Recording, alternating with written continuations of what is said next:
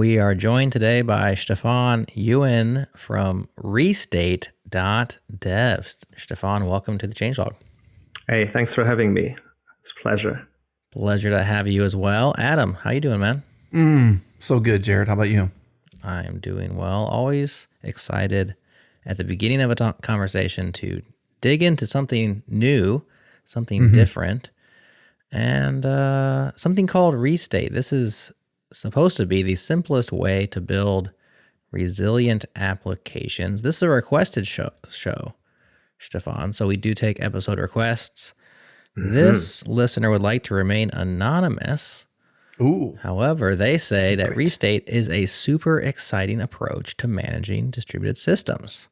And they say that we should get you on the show. And so we just take orders around here, and our listeners often get what they want. And so that's how we found you.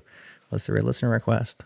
Awesome. That's very cool to hear. Is that open source communities at work and all that? That's right. So Restate. Let's not get into Restate itself at first. Let's talk about resilient apps first, because this is called tagline, the simplest way to build resilient applications. Let's talk about that. What is exactly a resilient application in your estimation?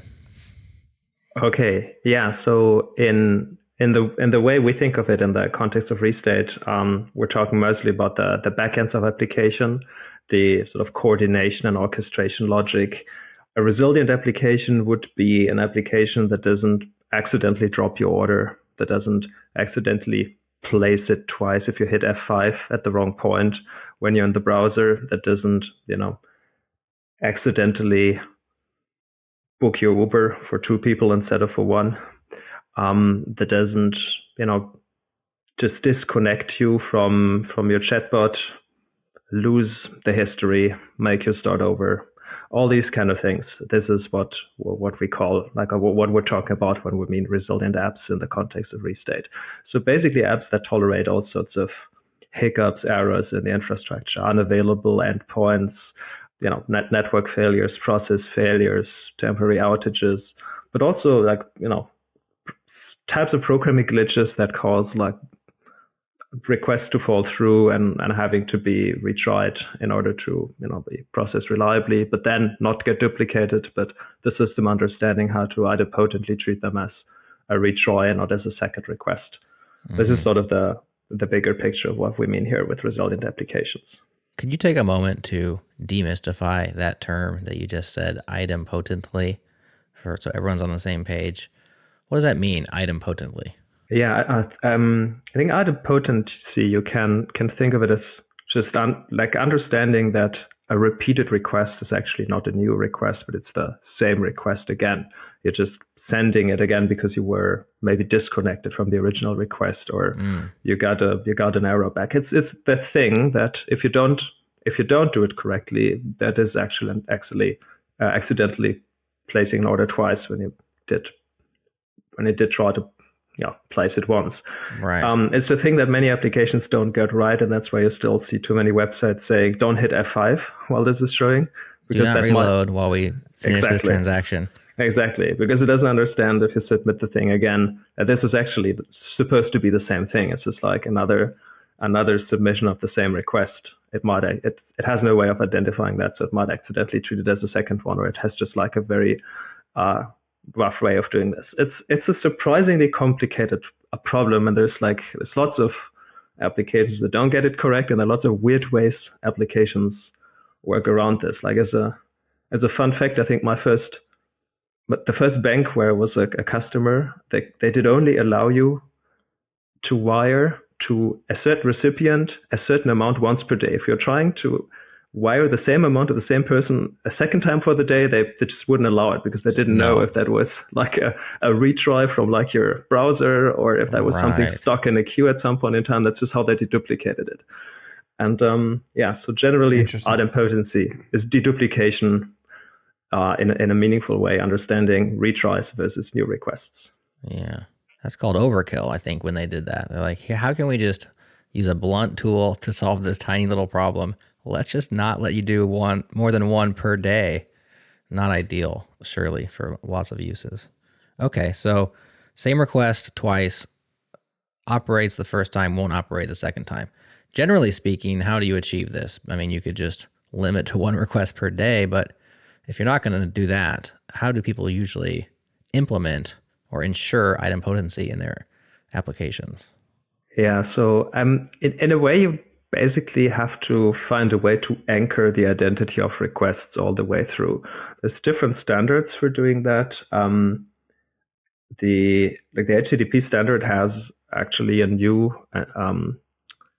has defined a header where you can put an idempotency key, and servers, when they support this, are supposed to understand if that key is set, and a previous request with the same key has come and the same parameters, that this is a duplicate request for the same operation. But then down the road, you basically just try to anchor requests and the processing of different steps in each other.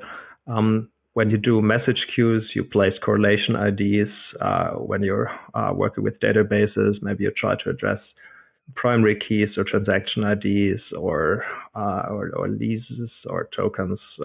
There's tons and tons of tricks people do, but it's ultimately still very hard problem to do if you want to do it end to end. It's kind of a mindset. You have to set out to do it, don't you? Otherwise, I think you have to design from the start for it. Like if the weakest link in the chain that breaks, it's one of these things. Yes. Or you can just say, "Do not reload your page while you're hitting this API." Please. Exactly. It's the simplest way to do it. Just like make it the user's problem. Don't handle it in your infrastructure. Yeah. I'll say, as an engineer, when I've achieved idempotency, I know it feels very good when you're like, okay, I'm for sure not going to do double execution in this particular code path. That feels good. And as an end user, I'm also happy when I know that I'm not going to get charged twice, for instance. That's right. So you can actually see good APIs design this in from the start. I think the first API where I came across that, where I thought that was really, really well done, was Stripe's payment API. You can really see. I think that's also why it got so insanely popular so quick, because the way they made that handling just seamless for folks that embedded this into their code to really understand, how do I make sure I send this request once and deal with all these things like that. That was stellar. All right, so here's a harder question. Mm-hmm. Where does the word idempotency come from, and why do we use that to describe this thing? It seems unnecessarily verbose and jargony. Do you know? Just spell it first, Jared. Idempotency would be the adjective. Mm-hmm. Do you know? If you don't know, you can just say, I have no idea. But if you know, I don't really know, but my guess is it's a Latin word. It comes from Latin. It does sound Latin. Idempotent. I don't know. It's all Greek to me. Maybe we can get a real-time lookup for that and follow up on it from some sort of LLM. Just prompting Adam behind the scenes to prompt his favorite I'm on LLM. Wikipedia as we speak. Okay, good. I'm stalling for you. I don't really have the details here for you, Jared. I'm sorry I can't LLM quickly enough for you, but it says idempotence is the property of certain operations in mathematics. All right, I went straight to the LLM and I got the answer to my question. So the term idempotent comes from Latin roots. So Stephan, excellent call there. Idem meaning the same, and potent meaning having power or being able to. Put together, idempotent roughly means having the power to remain the same. Mm-hmm. So there's the actual word. And then, yes, mathematics, blah, blah, blah. I've stopped reading now, so hopefully that wasn't a hallucination, and we can all move on. No, that sounds about right. Like if it's an hallucination, it's a good one. Close one. Now we learned something here. Yeah, IDEM plus potence, same plus power. There you go. It's the same power. Very cool. Well, thank you for scratching my curious itch there. Both of you, and ChatGPT, I suppose, pitched in on that one. What else? So we're talking resiliency. I'm curious, obviously, to have a resilient app just is like good, right? Like who wouldn't want these things? And just taking one of those things, idempotency, and realizing it's hard to achieve on your own throughout, especially more complicated applications. Why did you all set out to solve this problem for folks, to build Restate, and why did you feel like I'm the guy for the job? Yeah, that has a long answer and a short answer. I can start with the short answer. Okay. The short answer is it's really I would say the state of the art to build backends that do any non-trivial state management and coordination is completely unsustainable. I think the way we're building this today. Just to give you an example. So let's actually start 2 examples. Let's stay with LLM because we just talked about it, right? So let's say you're building a chatbot. You're submitting something like a message there. This thing in the end has to reach the LLM, but it has to look up the context in which that chat happened before. It has to make the call, has to go back, store the context. You don't want it to just lose everything if you lose your connection in the middle. Let's go with the F5 thing again. You don't want it to actually trigger the same request twice, or lose the entire session, make you start over. So you're probably just putting this as an asynchronous request that runs in the background that you're sending from your chat session from your browser, but it's a separate asynchronous request that runs that talks to the LLM. You want it to be actually retrying in case something fails or is overloaded and it's throttling you back, and then you want to be able to reconnect to that task or request in case something goes wrong or in your browser or you accidentally hit the back button or whatever. Just implementing this is a surprisingly complicated thing where you start to stitch together probably a queue, a database, and a bunch of tasks to manage that. To give you another example, we just talked about Stripe, right? So let's say you're sending a request there for a payment, and sometimes they tell you, look, this is good or bad, we accepted or didn't. Sometimes they tell you, I don't really know, fraud detector is still running, or we have some weird thing in the background that we're still asking and it hasn't told us. So I'm going to send you a webhook in a moment to tell you whether this went through or not. And now you have a synchronous request there, and then somewhere else an asynchronous request coming in. You just want to make those two reliably meet. Even if this one fails, you want it to sort of recover somewhere, understand where to reconnect with the webhook that you're awaiting. And this little piece, it's really just one case handling in the backend where Stripe says, okay, I'm processing instead of yes or no. This is actually many days of work to make that look reliable, to make that work reliable. And it's lots and lots and lots of things like this that just get in the way. With so many moving pieces, so many APIs to talk to, so much work, so much more work than originally happening asynchronously in separate requests than just in the synchronous user interaction. Just gluing this all together has become such a complicated thing that we felt this does need a better solution. This is the motivation more from the use case side. I can give you a motivation more from the why we actually ended up doing this. I think this is a motivation that probably lots of folks stumbled across ultimately and said okay, this needs a better solution. I think there's different projects approaching that problem. Mm-hmm. Why are we approaching it the way we're doing? This has to do with where we come from. Right? Before we worked on Restate, we were building Apache Flink. It's a different system. It's a stream processing framework. It's basically events and analytics. So you have these events coming in, often through a message queue, and you want to aggregate them, join them. Just to a few examples where this is used is fraud detection in banks. Some payment events go in, you aggregate feature vectors, send that through a fraud model, or I think things like the TikTok recommender use Flink to actually join information from users and interactions together in real time and understand how to update the features that will go into the recommendation model. I think companies like Uber use it for determine pricing and traffic models in ETA. So it's whenever you have events and you want to analyze them in a way that you aggregate them into some sort of typically statistical value or a materialized view. This is what we were building before. So it's an analytical framework. What did actually happen then is at some point in time we saw folks were using that thing to solve sort of distributed transaction processing.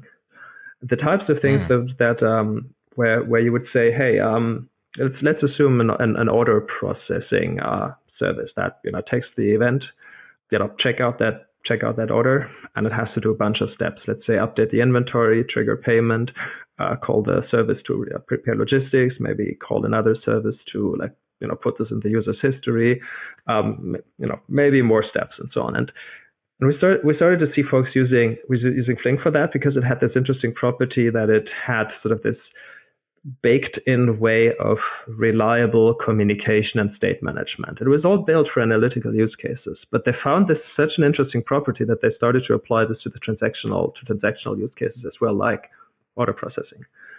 Just because they found that this is otherwise way too complicated to build and way too easy to build it in such a way that it is brittle, not scalable, that it has corner cases where it violates a lot of these properties that we just said. And when this started happening repeatedly, we thought, okay, but apparently there isn't really a good tool out there yet. And apparently this property of correct stateful coordination is something people really appreciate. They feel like it makes their life easier to build these type of frameworks. And then we set out to build a solution for that, and that became Restate. It's in many ways actually, from the way it approaches things, from its architecture, it's inspired by our work on Apache Flink. But it's almost a complete mirror image implementation of it. It takes almost the opposite design choice in most aspects, because it's really optimized for low latency transactional processing rather than high throughput analytical processing, which was Flink. But what we retained from this idea is stateful orchestration, an event-driven foundation, and so on. This is something we should build and we should be working on, and that became Restate. What's the timing of all this? Like, when did Flink start? How mature was it, or is it? And when did Restate be born out of the idea? Give us a context in time. Yeah, so this is this context is measured in decades, I think. Okay, that's useful. So Flink was officially founded in 2014, but the work that became Flink goes back to 2010 when I was still in university. So it was 4 years of academic work, and then Flink started 2014. I worked on it until 2022, so 8 years after it became an open source project. And then I left Flink because I needed to work on something else, for a change. And then we started working on Restate. End of 22, early 23. So Restate is a bit over 2 years old now. Flink has had its 10th anniversary last year. Flink is super mature. I think it's used by thousands and thousands of companies at absolutely insane scale. The probably largest installation of Flink that I know must be Alibaba, who runs tens of thousands of cores for a single processing pipeline to live compute their e-commerce search and recommender continuously. Restate is not quite as old and quite as mature as 2 Flink. years. It's been 2 years. But we've released our stable 1.0 last summer, and we recently released our first distributed, replicated, highly available architecture, and have a bunch of folks that actually productively use that. So I would say we're on course to get there. Nice. Was leaving Flink difficult, sad, joyous? What was that like when you left? Because that's a long time to work on one thing. And then to move on to that thing, you become pretty attached, don't you? Yeah, absolutely. So it is definitely a difficult thing. And it was not just leaving Flink. So we created Flink as an open source project, but we also built a company around that. And the company went through an acquisition, but we actually still stayed there, started building and growing the team. So I was simultaneously leaving the open source project and the company I built and everything. And absolutely, it's a difficult thing, because that becomes your baby. It's actually two babies in a way, right? The project and the company. But yes, I feel that at some point I felt like there's this, I don't know how to say this in English, but I felt I was getting this tunnel vision on problems. I've been working on this for so long, And I've seen so many sort of repeated things that like whenever I heard a problem, I was just like putting it into this category that I knew. And that like it started happening that I did that with things and then later realized like, oh no, that wasn't actually the right thing for that problem. That might have been for the last 9, but this one should actually have been different. And so you get this kind of, if you work too long on the same thing, you're starting to not see the forest for all the trees. And I felt I was reaching that point. So it sounded like, yeah, I should probably start doing something new. It's kind of like familiar grooves in your brain, you know, if you just go to the same thing over and over again, it's like your brain gets new grooves, and then different problems fall into those, you know, familiar grooves, and they just slide in there. Sometimes when they don't even fit or they aren't a good fit. I certainly understand that. I think when you've focused on one thing for a very long time, it is hard to think outside that groove. And it's interesting that you're building a similar system, spiritually similar, but I guess you could say radically different architecture. Is that the way you described it? Like it's inspired by Flink, but it seems like it takes the opposite approach at the world.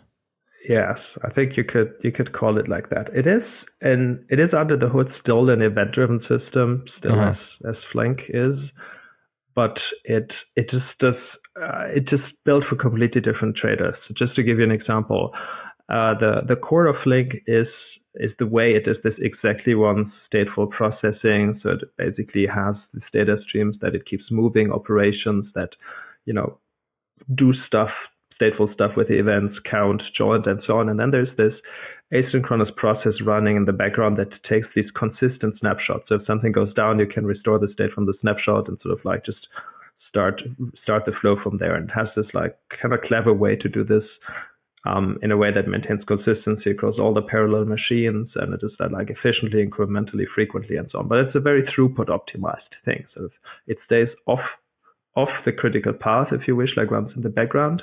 So it's really good for throughput, but it does this like persistence operation once every couple of seconds. If you tune it to be like very, very frequent, most people actually run it more in the order of minutes, right? So when something goes down in a pipeline, you just like replay the last minute of data, which typically doesn't quite take a minute because replay is faster than the original the data rate at which the events are produced. But still, like it takes you back a certain amount in time, which is usually okay for analytics. The worst thing that happens is like, okay, like this feature here in that vector that goes into that traffic model or that recommendation like is maybe a few seconds older than it would have otherwise been. It's like it's not such a big deal typically. Like on the transactional processing side, imagine you have this multi-step process. You want a really fast checkout process, and you say, I do want to just start the next step after I know the payment has gone through. Like before that, I'm not updating inventory. I'm not kicking off any of the other processes. Then you really need actually like a persistent step to be recorded, ideally in milliseconds. Maybe it's not that critical for order processing, but we're building this for like even more low latency use cases like payment processing and settlement and so on. And there you really just want to kick off the next step after, like the previous step is persisted, like possibly in a multi data center replication way. And only then do I start the next thing. So you have to really design this completely differently. It's completely optimized for low latency transactional durability rather than analytical throughput. So it's a completely different design, even though both ultimately are event-driven architectures. Right.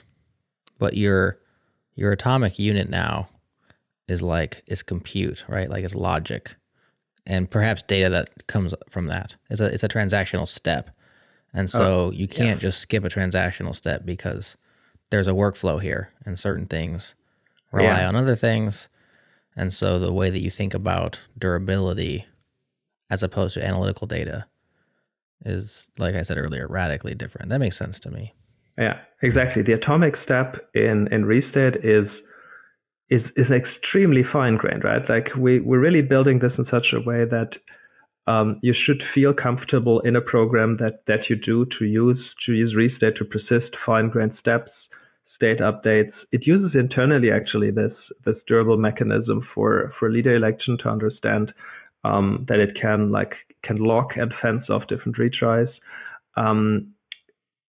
this is such a fine-grained nature. What's really important that recording a durable step has the lowest possible latency. Whereas in Flink, the atomic step is like a couple of million events being aggregated together in some state distributed over 10 machines. So that's one atomic step.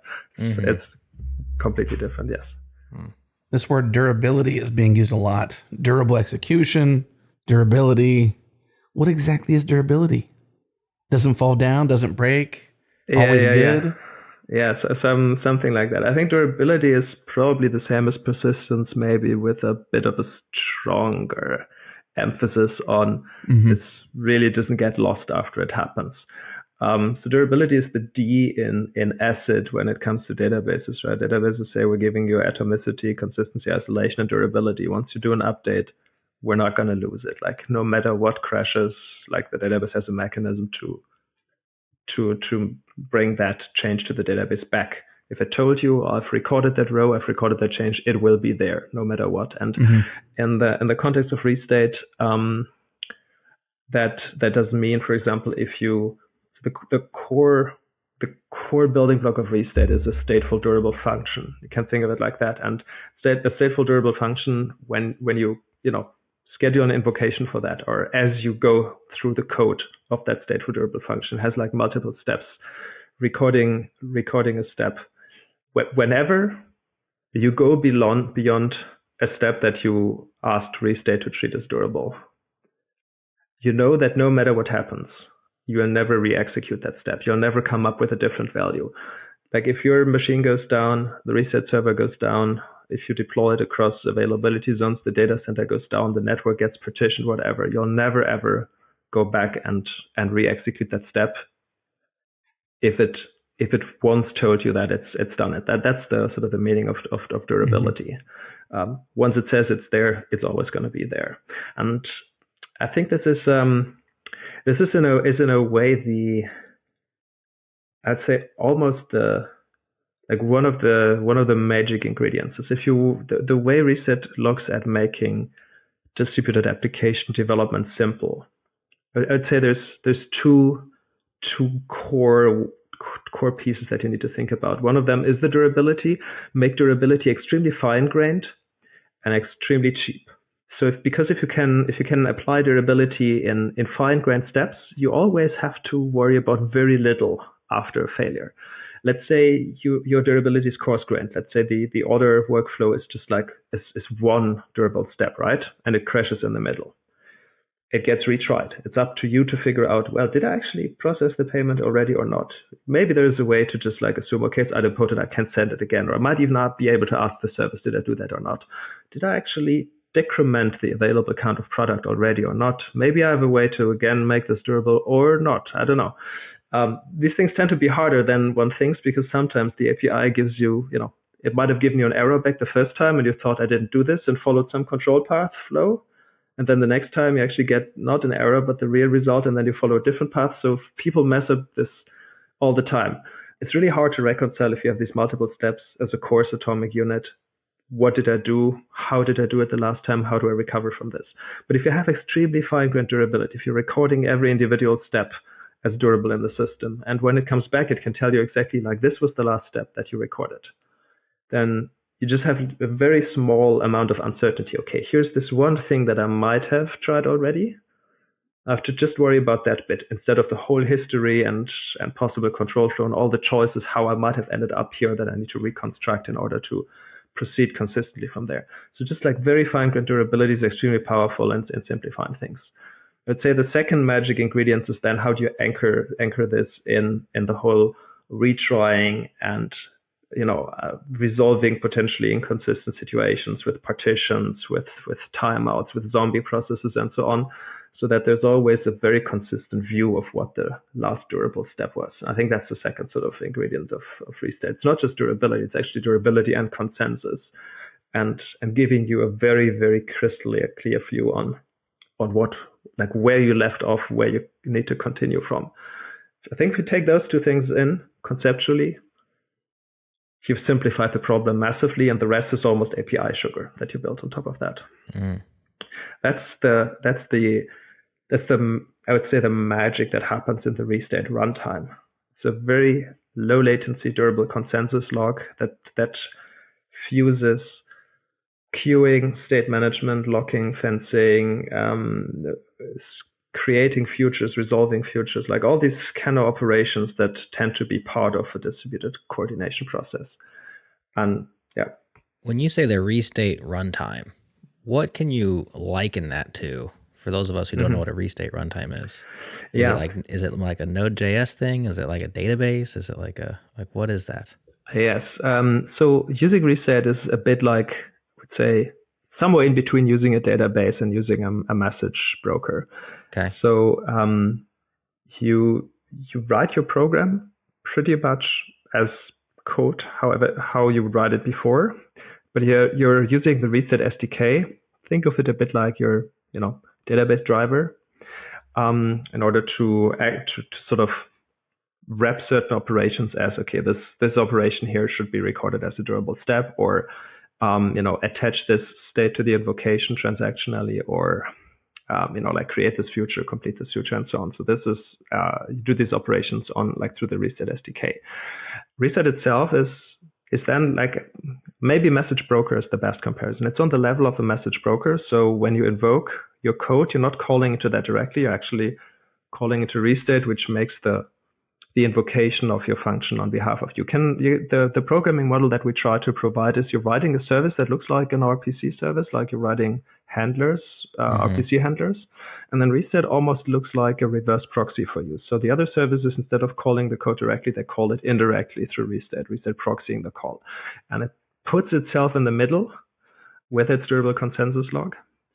And when it forwards the request to the service, it just isn't forwarded naively as an HTTP request, but it actually uses an invocation protocol. It uses like HTTP2 or another type of streaming connection, holds onto that connection, and allows the service to sort of synchronize fine-grained steps. It will, when it forwards an invocation, for example, tell it exactly what the supposed state of the world should be, as in, here's the steps I know you should treat as completed. Here are the ones that here's where you should continue, and it will then allow to use that connection, that sort of lifeline, to let the application create durable actions. So it's like on the level of a broker or database. Looks like a reverse proxy to the invoker. Looks like maybe almost like a database to the service that uses it. And when would somebody reach for this? Now, you said distributed systems, but some people think every network attached system is a distributed system. So, yeah. I mean, if I'm building a web application, let's call it a monolith that answers HTTP requests and has a database backend, a Ruby on Rails or a Phoenix or a insert your Django, insert your backend framework here. Are those folks pulling in restate and using it for certain aspects of their workflows, or is that not necessary for them because they are kind of a monolith? Like, do I have to be building a services-based architecture? Like, where does it fit in? I would very much be with you on almost any system we build is a distributed system. Yeah, completely. So I think it becomes useful very, very quickly. Maybe one way to think about this is your backend where you maintain state and update it and run operations and changes. It usually has a database that has the sort of core business state. Some operations go just purely straight to that database. That's all they do. That's fine. But any time you have to do something that's not straight against this your core database, but something that goes against different APIs, something that runs in the background. Yeah, something that is asynchronous work that goes beyond just touching the database. I think you already are at the point where it's starting to become useful. Then, if the only thing you're doing is maybe forwarding one call, yes, maybe it's overkill. But I think the usefulness starts much sooner than lots of folks realize. I would say every time you think about pulling in a message queue, you should probably start to think about pulling in something like restate, because it gives you a way to do the things you're probably trying to do with a message queue, but in a more high level, in a more well-defined concrete way. You're not treating events, but you're dealing with stateful, durable invocations, stateful, durable functions all of a sudden, which is very often what you really want. If you're putting something off the synchronous path with a queue, you very often want to say, okay, here's something where I really care about that this happens. It shouldn't get lost, right? That's why I'm putting it in a queue. And then you probably care about this thing happening once, having reliable retries. You quickly reach the state where the processing of this operation is actually multiple steps, and then you're again in the, okay, how do I do reconciliation of multiple steps if it failed somewhere in the middle and I don't know what I already completed or not. So I would say the moment you start to pull in a message queue, you probably should think about something like restate. The point comes very quickly. Yeah. But then that's the simplest use case. I would say the most complicated ones that we see people build with this right now is using this to replace a complex choreography of like multiple Kafka topics and RabbitMQ queues and session servers and workers and so on, or even like a distributed sort of payment ledger keeping system. So it's really a very broad spectrum. I would say in a way you could think like all the type of work you do in the backend that's not the central database that keeps your business state, I think is ultimately where reset comes in. Yeah. What about a scenario where it's publishing? I'm thinking like TikTok or YouTube, for example. As a creator, we will upload videos to YouTube. There's a process that happens. There's a certain orchestration that happens. It has to be compressed. It has to go through certain filters. Maybe there's even a content filter, has to go through a copyright filter. Is that an example of where you would use something like Restate, where you want it to go? You want the user to be able to upload properly and your server capture the data and, you know, all the good things. But then you got to run it through a process of saying, okay, this is now content that can be seen by what we call the world because it's been blessed by the copyright filter, et cetera, et cetera. Is that a scenario where it makes sense? Yeah, absolutely. This is basically a workflow again, if you think about it, right? You're uploading the video. Let's say maybe the upload first puts it into some cloud storage. But then, as you said, you first pass it to the content filter. Then you have maybe a few steps that even run in parallel, like recoding it for different resolutions, optimizing it to be served through the CDN and so on. Then you're, running it through a system that tries to figure out what's the best sort of title frame to display and like all these different steps that you do. And they take potentially a long time. So it's a long running process. There's a fair chance that the container goes down in the middle or wants to be migrated. And when it comes back up, you really want this to understand, where did I leave off? Like, what are the processes I should reconnect to that are doing the encoding or the analysis? Like, this is exactly the orchestration of that process is where Reset would come in. You wouldn't feed the video frames to the system. That's like overkill. You don't need to feed the video frames to a transactional log. Like, you put them in whatever cloud storage or so. But the orchestration of the process, of the workflow, of the pipeline that does that's a very good Reset use case, actually. Yes. That's a great example, Adam, because it definitely makes it easy to think through. I guess as people who upload to YouTube, we are intimately familiar with That's right, we are. all the different steps. That's why I enumerated very well. And it is asynchronous because you can go about doing the other things while it's working on, the long running tasks, for instance. And somebody coded up some nice orchestration behind that sucker to keep that thing running. Yeah, and Google has the engineers to code up reliable orchestration flows, even in a way that, they're nicely observable. You can reconnect to them. They're efficient. They know how to parallelize step and synchronize steps and so on. It's a much harder thing to do for many companies who don't hire the same type of engineers as Google does. And I think for those reasons, it actually makes these type of things much more achievable than if you try to embark on that journey without.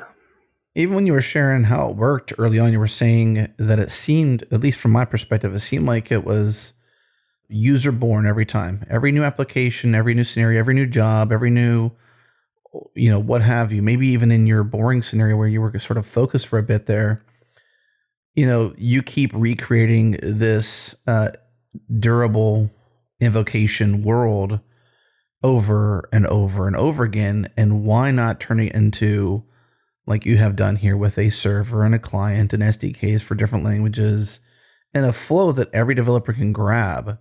Is that kind of where what landed you to this point here, was that frustration of the repetition and repeating and rebuilding every single time you build an application? I think that's a great way of putting it, yes. I would say the number one alternative to Restate that people do or use is roll your own, absolutely. And it's a very repetitive process. And most of the time, I would say folks don't realize really all the edge cases that existed, what they do. They just maybe don't even solve them. So it's basically half-baked roll your own. And it's every time, again and again. And it's very often very similar problems that you're solving. Like, let's say you're taking a message queue to say an action that I triggered should run asynchronously, and it should, chat have reliable retries. And then I'm pulling in another store like Redis or other key value store to record different steps. Then I might be pulling in something like Zookeeper or etcd to place a lock on certain operations. So no, they don't happen concurrently. Like, I shouldn't be updating certain, I don't know, a retry shouldn't work on the same payment ID if the lock is still being held by the original processor. So, and then you're trying to sort of, going back to idempotency, trying to make an update to another system and understand how do you actually anchor the ID of that processing forward into the update to that other system. Like, and you're recreating that type of pattern over and over and over again. And I think this is where, in a way, workflow engines were originally born, if you wish, like enterprise workflow engines, which try to say, okay, let's try to define a flow where we can have steps following, a certain predefined control flow graph, and we have the workflow engine giving you the guarantees that step B that follows step A really only starts after step A is done, and step A is transactionally persisted before B starts, and so on. They tend to be extremely heavyweight and flexible. Yeah, it's just not. They break all the tools and everything when you want to interact with them. And what Restate does, and the durable execution space, what they're trying to do in general, is kind of bring this level of guarantees in a very, very lightweight way into like almost arbitrary programs, because it's just such a useful power to have to kind of define these durable steps, especially if you don't have to like branch out in a different different domain specific language or graphical way to define them. But if you could just like write your regular code, but have it executed with the same sort of guarantees as if it was an enterprise workflow. It seems like you might have a large education challenge in front of you, because there's so much thought that has to go into this kind of architecture. I think the fact that your largest competitor is roll your own means most people don't know. Like we kind of all discover this pattern slowly over time inside of our own daily work. And so I'm just curious, like, how you think you can attack that, or are there other people, like, is there a common thread or movement that you could attach to or create in which people are like, yeah, here's this new style. I thought of this because you mentioned like workflow. And I think that's sort of in the wheelhouse or in the ballpark of what Restate is. Message queue. I mean, what is there like a simple idea or concept pattern of which Restate could be one, or maybe Restate is the brand? But have you thought through this? Because you have a marketing problem here, or a challenge, I should call it. Yeah. So I think that is very true in many ways. I think there's like lots of layers of answers to that. I would say in the simplest way you can actually explain it reasonably simple if you just start from, it's stateful durable functions, which have guarantees that they execute, they run to the end, they are able to record steps, they're able to basically do these sort of asynchronous building blocks that you have in your usual programs, calling other functions, creating promises, resolving them, updating state, making calls, and so on, just in a fine-grained, persistent way that knows how to recover. This is sort of the basic building block, a stateful durable function. Now, the harder thing is actually, in a way, making people realize that they should be using something like this rather than roll your own. it's not uncommon that it's mostly on the junior side of engineers that you talk to them. They say like, I don't get it. Like, I know how to write a retry loop. Like, what is this? And then it's a journey from there. Interestingly, I think the most enthusiastic audience is often the engineers that have been burnt before, that know, okay, I know how to build distributed systems, but holy cow, I know how hard it is. And like, even though I'm really good at this, I tend to overlook still 2 out of 10 corner cases, and I get paged Sunday night or so. Right. Those are the ones that often go like, yes, I know why I want to use this, because I know how much time I would otherwise spend on solving all these things if I have to do it myself. Right. So I guess that's right. Like, there's definitely an education challenge there. And I would say a very sort of like in your face example of this is if we look at the AI space and agents right now.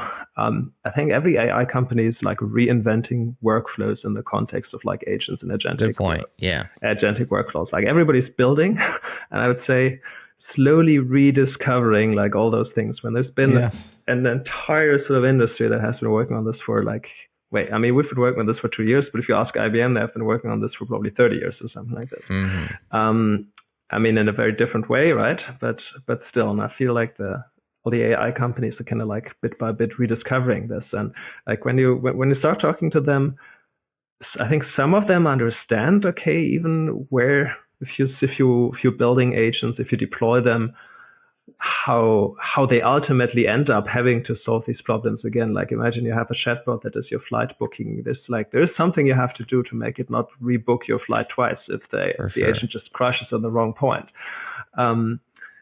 They're ultimately going to the same problems. They actually have a perfect foundation to build on with these systems being built today. But yes, I think they're not aware yet, right, that this is something that they'll run eventually into. So yeah, I think you can see this in many places, that the industry is rediscovering work in different sort of like subfields that other fields have been done, just because information flow isn't perfect. Minor off-topic rant. Why are all of the AI agent, like Hello World examples, why are they all booking flights for us?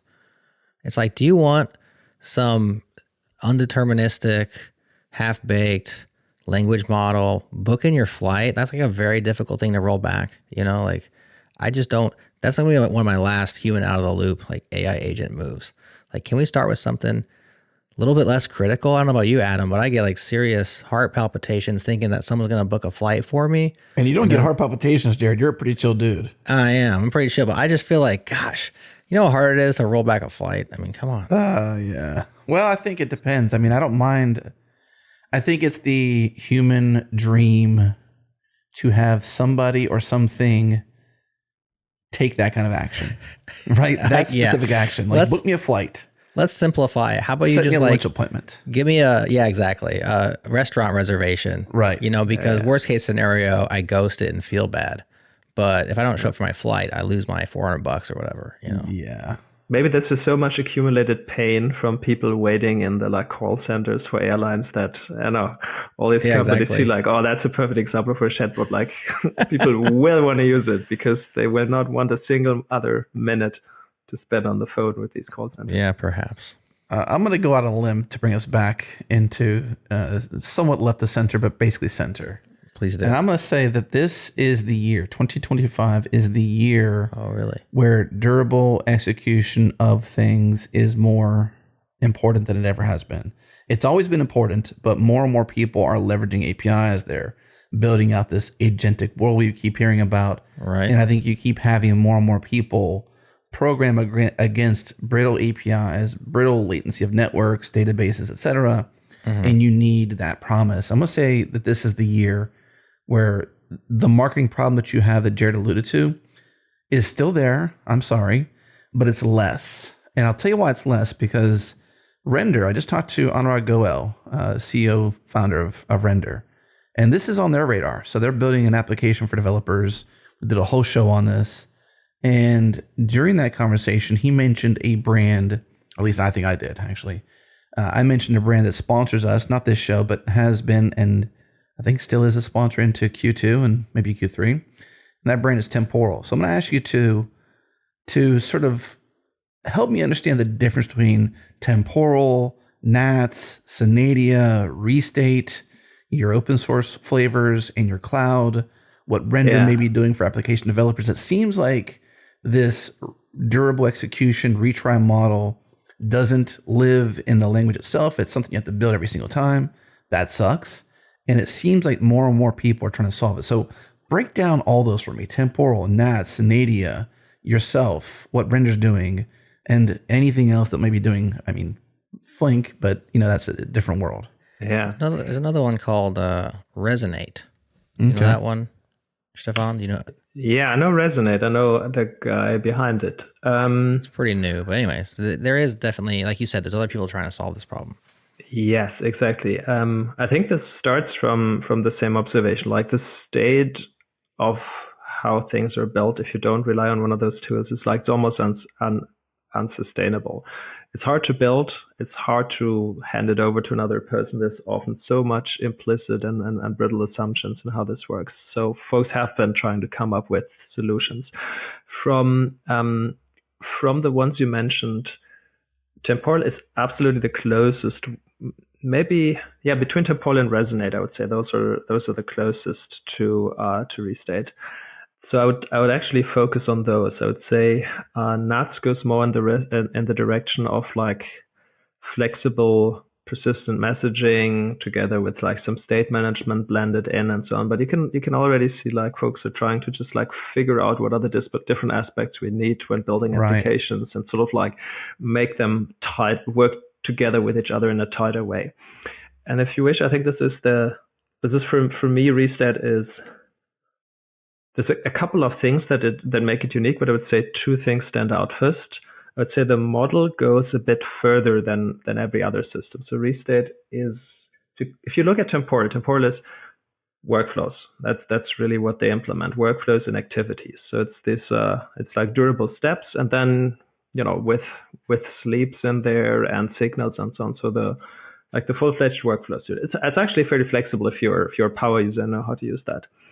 Restate goes beyond that by saying we're not just looking at a workflow, at like one durable execution of multiple persistent steps. But we're sort of generalizing this, almost what temporal does for workflow, which we're trying to do this for a distributed service architecture consisting of like multiple stateful services that interact with each other. And that you can see this from the fact that Restate has like persistent messaging and RPC built in. It has state built in that lives across a single durable execution. So again, temporal terms, the workflow is done. The workflow is done. Like, it's sort of a self-contained unit within the workflow across the durable steps. It remembers context, but once the workflow is done, it's done. And Restate is a stateful model where you could almost think of the activities are like decoupled from the workflow. The activities can be stateful services and entities that live for a very long time, and then you have durable functions that interact with them. It's a much more flexible and powerful model to build things like distributed state machines. We have folks that actually start ditch certain elements of databases to put their state in Restate because that is transactionally integrated then with the durable steps and out of the box consistent. So I'd say number one, sort of think of the temporal model, but generalized into distributed services to include long-lived state, include communication like between microservices. It makes for like more powerful, more flexible box. That's the one thing. The second thing goes a bit back to what I said earlier. When we started this project, we set out with the following. You can implement durable execution. I think it's not terribly complicated to implement a durable execution API on top of a database.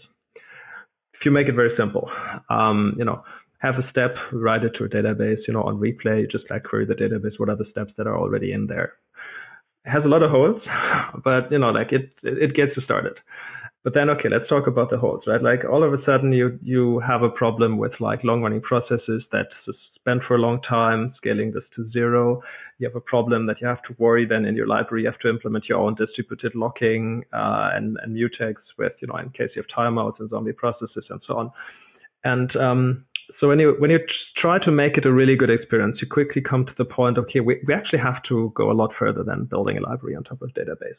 Then you start, maybe we're building a big orchestration server that still uses a database in the background. And then you really come to the point of, if you want to make durable execution so lightweight that you can use it almost pervasively, how low latency do you have to make these steps under load? What is the best you can actually do if you deploy this across multiple data centers, if you deploy this across multiple regions? And then you come to the point that, a distributed database across multiple data centers and regions, there's a lot of coordination back and forth, because the database model, it needs to, guarantee integrity. It does a lot of transaction time stamping back and forth and round trips. On the other hand, if you build this on a log, on a optimized transaction log, you can get as good as make one flexible quorum write across your different data centers, and you have the step persisted and you can continue, right? So Reset's kind of going to the point where it's saying, if we want to make this extremely fast, so low latency that you can actually start to use it in places where you didn't think you could use durable execution before, because it becomes so cheap, so low latency. Mm-hmm. How would you have to build a system to do that? And that's where we went. You'd have to build it from first principles, starting with a low latency replicated log. On top of that, build it end to end event driven. So you don't do batch queries on a database, but you do the most low latency thing you can do. You do fine-grained messaging and event pipelines, and you basically layer from there.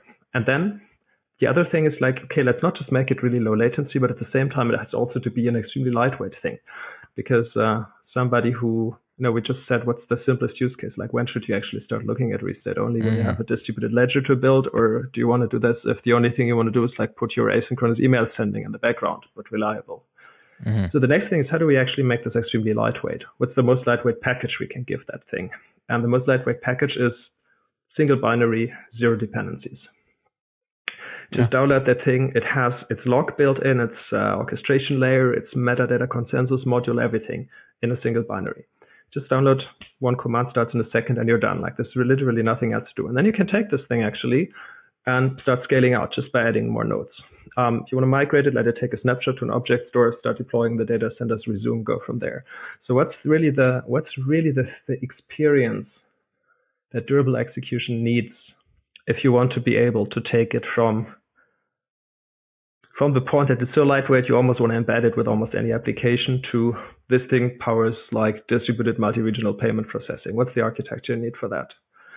So that's what we started building at Restate. So the second thing, that was a very long way of saying, the second thing is Restate is really sort of a durable execution stack built from first principles for low latency, serverless operations, high throughput, and just really, really nice operations from the small to the large scale, rather than saying, let's start with whatever database we have. I think in Temporal's case, when it came out of Uber, they started with Cassandra and said, let's build a server that sort of sits on top of Cassandra and stores all the state that it needs for coordination in there. And then, you have different pieces that you need to scale.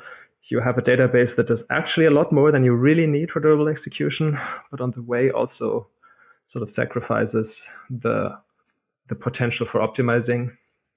Mm-hmm. Those are the differences, I would say. Gotcha. Built for speed, basically. That's what you're saying. Built to be lightweight. Scale down. Yeah, scale down, scale up. And lightweight, simple to operate. I usually don't like to do this. I usually like to talk more about what makes Restate great and what makes other systems not great. Adam puts you on the spot. Well, I think it's important. Well, if I'm going to go on a limb and say this is the year, then you have to follow me. Okay. Yeah. You have to follow me, and you have to answer my questions, because I'm reducing your marketing churn for you just by nature. So I would just say, if you look at the way Reset is built, and it allows you to get started, then scale from there. If you say, okay, I care about self-hosting this because what I pipe through this is critical data. It's not something I trust with some managed cloud. It really has to run in my account. So I think the experience you get out of Restate is vastly different than what you get from many other systems. And that's because it's just been this right this very thoughtfully crafted stack from the very beginning, and not sort of incrementally evolved from this database and then that server, and Right. If you're directly comparing to Temporal, which is an incumbent, which was spun off from, as you mentioned, Uber, and has different principles for which it was built on, you went back to first principles and said, okay, if you want to get to the point where you can put this in almost everywhere you want to, you have to be low latency, you have to be fast, you have to, these first principles you built on have to be there. Yeah, and you can't have the requirement to first install a distributed database before you get started. What is the requirements? That's where I was going to go to. So it seems like it's client, which is an SDK essentially inside your code base, making calls to a server. What is the architecture, the infrastructure required? So the reset server, which is where the low latency consensus log lives, and the thing that basically becomes the reverse proxy for your service. That thing has not really any requirement if you want to get started. So self-contained binary, it embeds its own distributed log, RockCB as a storage engine, its own consensus engine. The only thing, if you want to run it like as a single node, is you need to give it a persistent disk. It's almost that like, let's say if you would want to run like SQLite or Postgres, it's a little bit like, let's go back to the good old days where you download one binary. I just like started and it's actually running. It's actually good. Like there's nothing else you need to do. But then at the same point, it's also able to go from that single process that you start with a single binary to actually cluster up and build a distributed cluster. And there's a very interesting architecture in there. We build it basically for the cloud native age, where you would say any system that you run at scale should not really store its own data, but it should just make use of object stores for as much as it can, because S3 and these systems, they're these like bottomless, insanely durable and insanely cheap storage systems. So make use of that as much as you can to put a lot of your a large chunk of your data.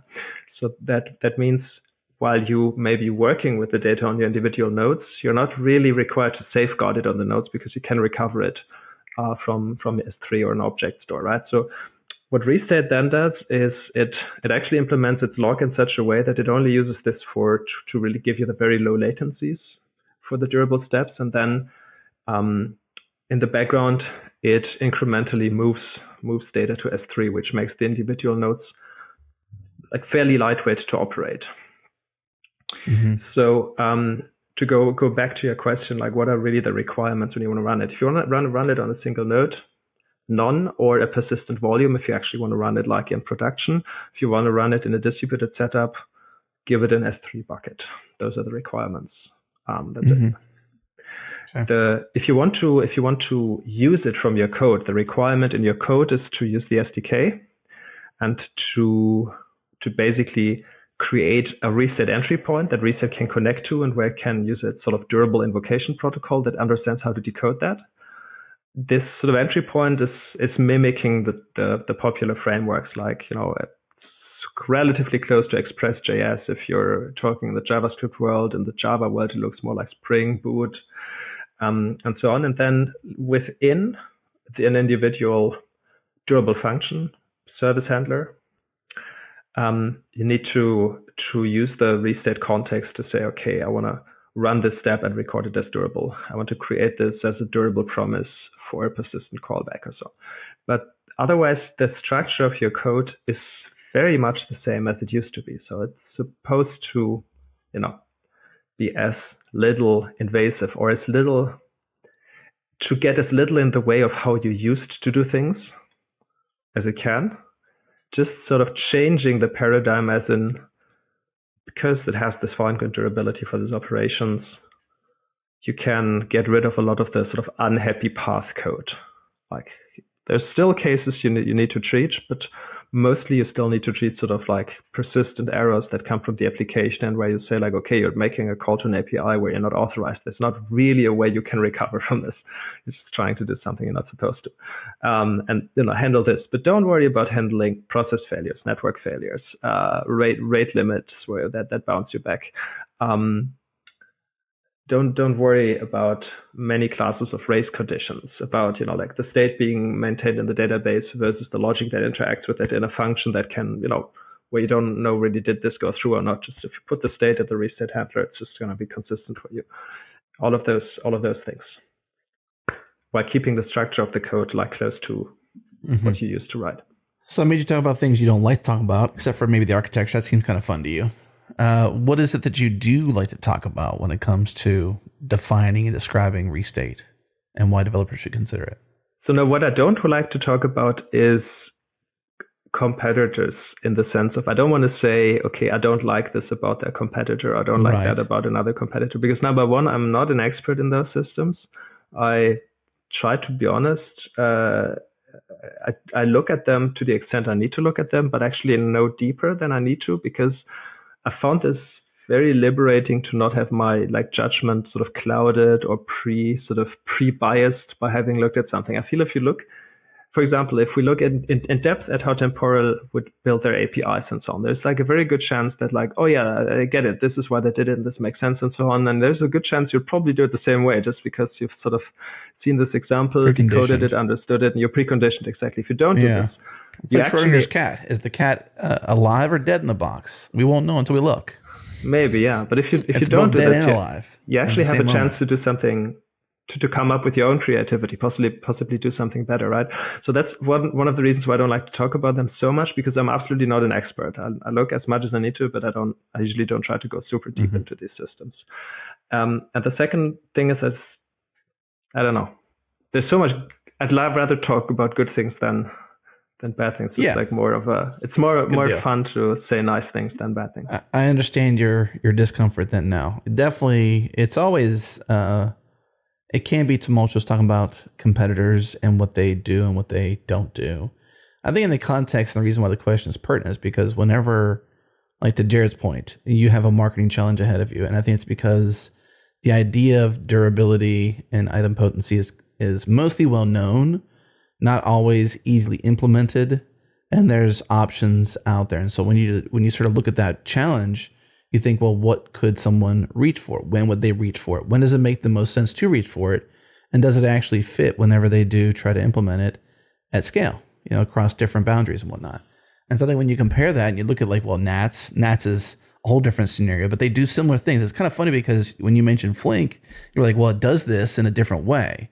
And then you got to restate because of your experience there and whatnot.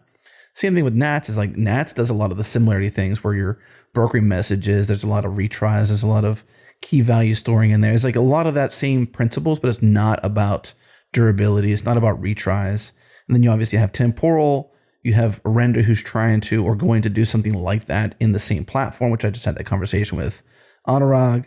And then you obviously have Restate and how you went back to first principles versus being spun out of something or what have you. So I think from a guide standpoint, you're the best suited guide in this conversation to explore those, because Jared and I can't do that for us.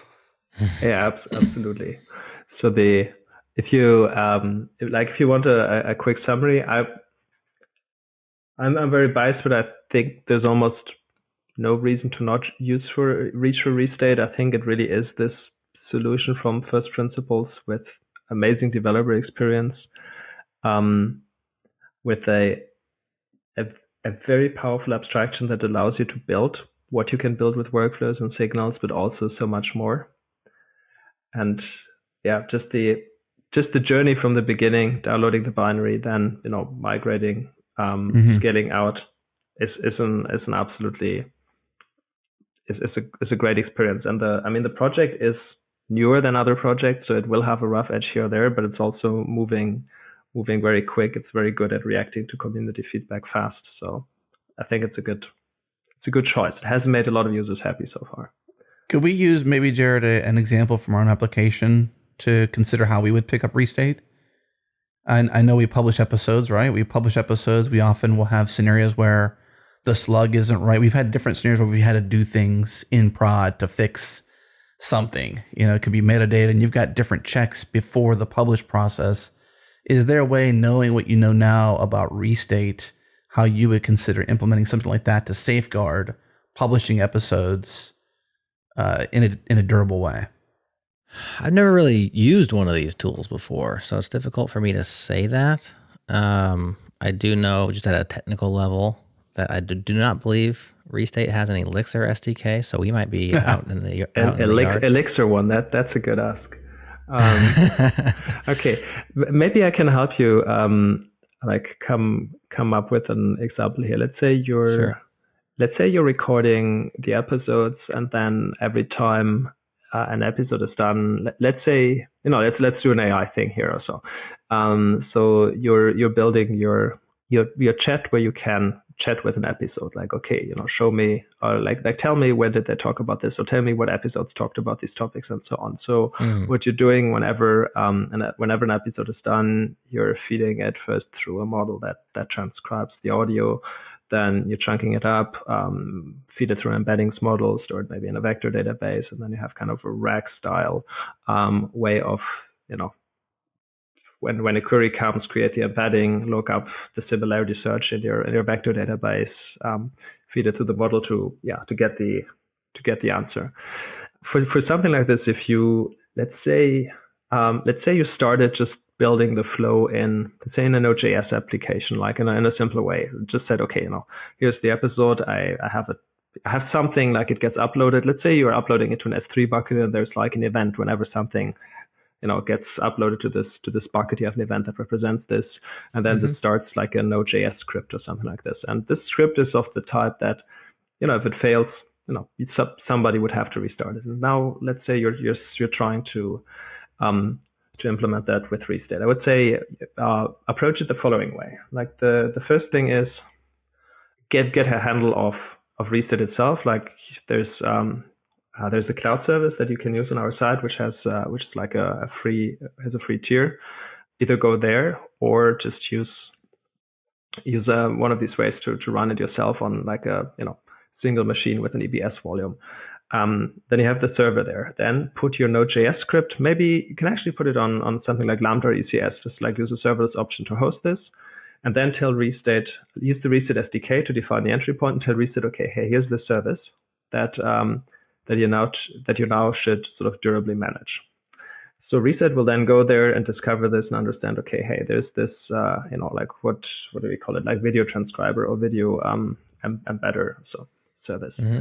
And then Restate knows about this. And then you would go to your Amazon console and say, okay, for this type of event, I want to create a webhook to Restate, so that it makes an invocation to Restate and says, okay, this thing has been updated. The kind of event that would previously call directly your Node.js process or script, you actually make it an HTTP call to Restate, and Restate will then call your process. You've already gained one thing right away. You've now basically have a reliable queue in front of it, right? Like just that if you don't do anything special. So when the webhook comes, it's going to be acknowledged back, and Restate has this thinking of your process. If it crashes, it will retry this. It will actually give you nice observability, like much more than you get from like your average message queue, about like individual retries, configuration about timeouts and backoffs and timelines and so on. As a next step, you would actually then go into your script and say, okay, let's actually identify the steps where if something fails in this step or after that step, I don't want it to go back. Like, let's say forking the process that does the transcribing, or like calling the LLM to create the embeddings. You'd use then the Restate context that you get by using the Restate SDK and just say, okay, let me wrap these API calls just with restate.run. And that will capture the results of this durably and basically you've now turned it basically into a workflow. Let's say you want to do something like,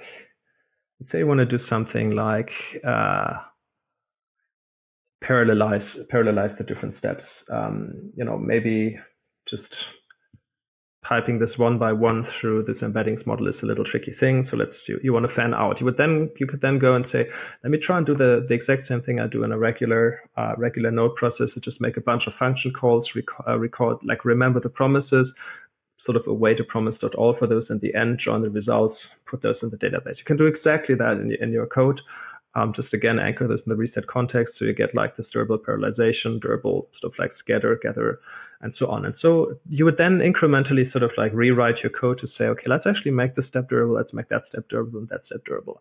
Say as a next thing, maybe one of you folks wants to approve it before it really goes out. So you then possibly, let's do that in the simplest, most possible way, which is we create an awakeable or a durable promise in Restate and say, okay, somebody needs to complete this actively, like send an event, make an HTTP caller so to complete this and say, okay, this is approved, go through, or no, this is not approved, like abort.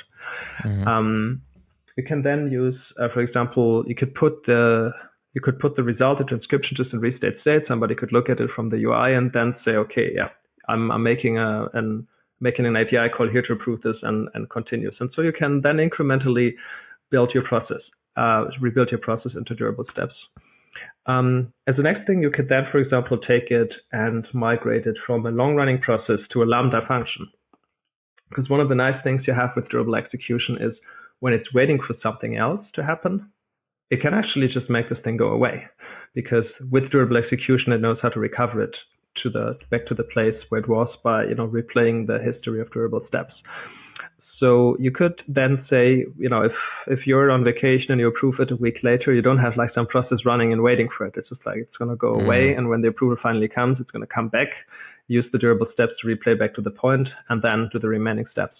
And so typically folks would incrementally then rework their non-durable services, first connect them to Restate to basically get the equivalent of a durable queue, and then like incrementally rework it and say, okay, I want to add durable steps here, maybe parallelization, maybe a signal. And I think that's typically how you'd approach it.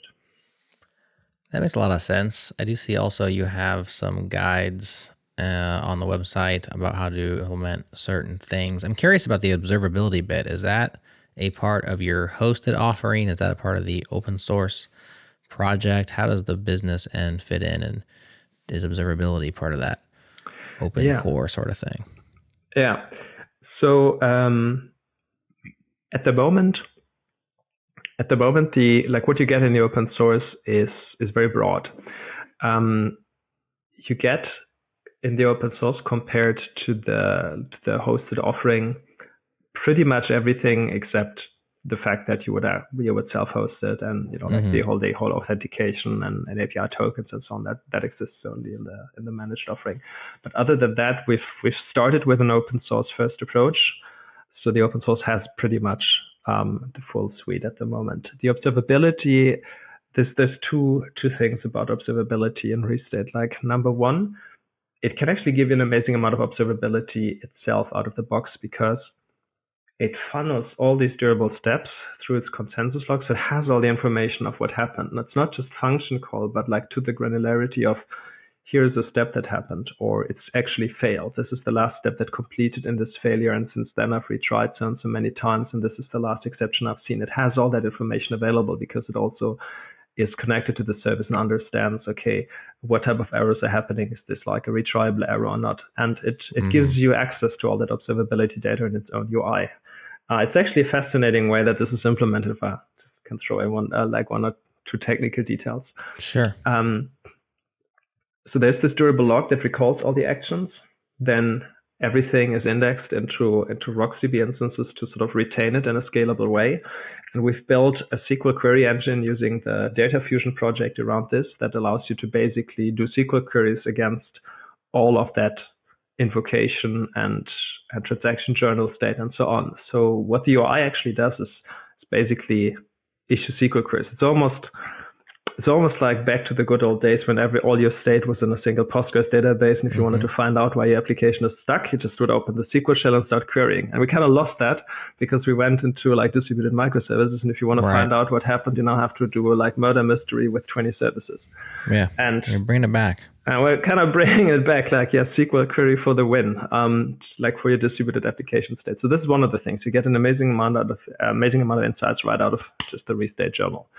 The second thing is because like all the operations go through there, Restate can also just out of the box generate OpenTelemetry traces and spans for you. So if you give it an OTel endpoint that it should push those to, it will just give you the traces right away without without you needing to configure anything. You can then extend it and augment it with your own traces. But yeah, so those are the two things. The two things you can do.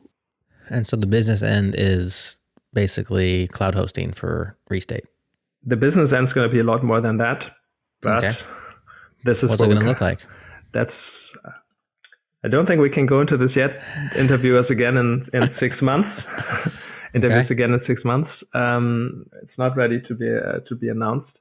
But what's available right now is most of it. What we have built is also the open source. So yes, on the business side, we do currently only hosting for the next 6 months or so. Maybe. Fair enough. Cool. Well, I think it sounds like a really cool system. I'm excited about this new world of durable execution functions and some way to slap a name on that brings all of the junior engineers to the yard, along with us seasoned engineers who have felt these pains for all these years. Like the serverless folk did. They just said it's serverless, and they're like, oh, okay, cool, serverless. Maybe I should try it. I feel like Restate and friends need some sort of a marketing term to just simplify the overall concept of what you all are building. But I do think it's very interesting tech and very promising. I do like the term resilient apps. So I think maybe something with resiliency involved. But that's all for me. Adam, any other questions from you before we let him go? I was liking durable personally. I don't know if you want to wordsmith that a little bit here, but I like durable. I think that seems to have. So if you're interested, like we've actually gone through a few iterations. We started with something, just calling it durable async await, because in many ways that's what is underneath the hook. It's like durable asynchronous operations, like a function invocation as an asynchronous operation made durable a step, like is sort of an asynchronous maybe API call with the durable result. So and there were like some sort of like expert programmers that thought like, oh, that's really cool, I get it, right? But it's like distributed durable event loops. It's very cool. But then 90% of the folks did not get that. Right. Then we just went with durable execution, and then it turns out that's a term that's maybe increasingly more recognized, but it also undersells a little bit what Reset does, because folks actually think like, oh yeah, so it does the same thing as temporal, but actually it does a bit more. So yeah, we're still on the wordsmithing side. Like yes, distributed durability, resilient apps, resilient distributed state management. Like there's so many things on the table. At the moment, I used this earlier in the talk. It's like stateful durable functions is something we've used. I think this is maybe increasingly getting recognized because of a lot of the efforts that, let's say, Cloudflare does with its work on like durable objects. There's a construct in Reset called a virtual object that has a surprising amount of similarities with durable objects, and we would have called it durable object if that term hadn't been trademarked by Cloudflare. Jerks. Azure durable functions is probably even closer to Reset than temporal. So if you, I think you can actually think like temporal, Azure durable functions. And so Reset is a bit more than that. I think it combines a bit more of like orchestration and stateful logic, even in a more flexible way than durable functions does. Yeah. But yeah, so stateful durable functions is where we've currently landed at. But look, it's a journey. I think honestly, even temporal hasn't figured that out after 5 years. I think. Well, that's why I said like it's a challenge that I think maybe Restate shouldn't solve it, but I feel like maybe everybody who's in this category, like you need it. Like there's a missing category. It's almost like a style of application or an architecture, where it's like, well, what architecture is this? Well, it's model view controller. Okay, it's MVC. I can build an MVC style app, where this is like, I don't know what to call it. I'm missing a word, but it's almost like, it's Restate style or something like maybe you have to term it after yourself if you want to really own the market. It's durable function style, or it's, Durable functions doesn't speak to me personally at all. Sounds really boring. But that's just me, and maybe it's working on other folks. Adam likes durable. Durable to me just sounds like cool. It's not going to break. Stateful durable functions. That's what you said. Is that right? That's what I said earlier. Yeah. Stateful durable functions. SDF. SDF style. Make an acronym, something like that. I don't know. Yeah. Like TDD. SDF. Right. MVC. Yes. Yeah, I mean, model view controller, it doesn't have any sort of appeal to it either on its face. So maybe that wasn't a bad example. Anyways, we could continue to workshop it till we're blue in the face. But obviously, you've been working on it longer Hey, than listen, this is the year. This is the year of it. I'm the just year saying. of the what? The year of whatever this Of is. the durable function. Whatever this is, it's the year. Yeah, I feel there's something about durable in itself that's not recognized by lots of folks. I think you actually asked about that earlier as well. Like, what does durable really mean? Like, durable is maybe a stronger emphasis on persistent or so. But I think there's something to be said about resilient. Yeah, I think resilient's a much more attractive word, generally speaking, and one that to me calls and says, like, is your app resilient? I'm like, ooh, I don't know if it is. I want a resilient application. I want resilience. So, because durability can show somewhere, whereas resilience is like, you know what? No matter what happens, I'm going to succeed. I'm gonna try until I bounce die. back. Yeah. Yeah, and I think you're right in the sense of durability is a means to an end. Like, it's very implementation detail, if you wish. The Restate achieves resilience by doing a lot of fine-grained durable operations, which make it easy to bring it back to a consistent state, and that drives resilience again. There you go. Now you're getting your messaging down. Love it. So, now we're deep. Listeners, hey, we have a fun place to hang. It's called Zulip. Oh, that's true. Go to changelog.com/community. Join us in there. And then if you have some ideas about this name or this wordsmith this with us, this world that Stephan is creating, then pile on, share your thoughts, all the good stuff. What else? What's left? Anything left unsaid about this durable, resilient world we're going to live in? What's unsaid about the durable world that we live in? I think it's inevitable to come. The question is mostly in what shape is it coming. I think it's being worked on actually from multiple dimensions. They're like folks like us that work on this from the Restate side. Like, here's the lightweight durable log that sort of is easy to integrate with other functions. I think the sort of the serverless folks and the WASM folks are working on that from a different side of like saying, okay, hey, let's compile everything to WASM and let the system sort of use the WASM interpreter to snapshot things. Then I think there's folks that kind of use container engines to implement this. So the thing what they all share is just understanding of it's completely unsustainable to not have anything like this. It's harder. It's hard. It gets increasingly more important the more moving parts and the more asynchronous processes you have. And I think if we all believe what the AI people tell us, that like 80% of all this is anyways going to be some agentic stuff in 2 years, and I think you've just like created an even bigger problem and an even bigger need for these type of systems. So I think this is coming in one shape or the other. This is our sort of it's inevitable. Our bet of how to best achieve it, and it's going to be fun to see. It's going to be fun to see what happens. There you go. All right, Stephan. Well, thank you so much for sharing the journey, sharing the love, sharing the things. Appreciate you. Thanks for having me. Cheers.